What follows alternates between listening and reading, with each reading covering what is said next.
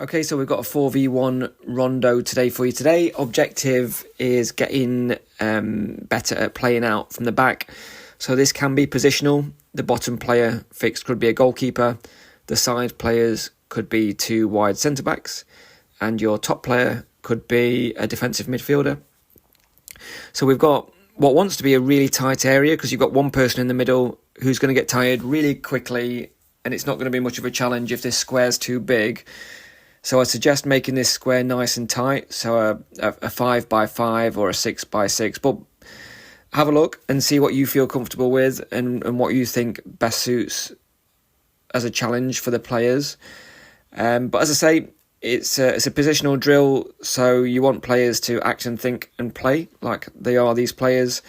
You could change it up depending on what positions you want to work on, so you can make the bottom player a centre-back.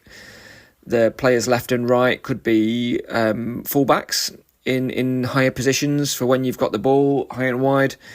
And then the top player could again be a pivot defensive midfielder, or they could be an 8 or a 10 to receive the ball and play out. But basically it's Rondo style, so the player in the middle, the pink, is trying to win the ball.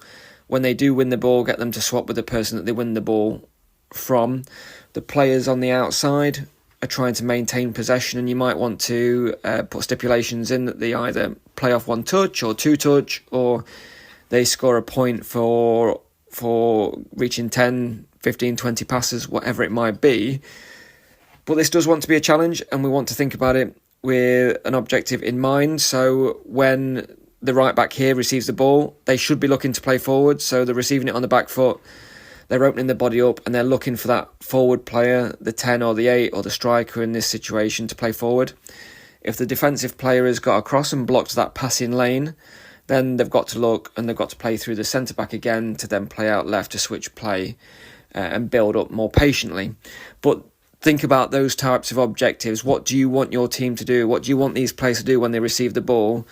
So as you can see, the left back here receiving the ball, they can't play forward because the pressure's on. They've played back into the centre back, who is now playing across to the right back. They can play forward because that's what we want to do in football. We don't just have possession, we have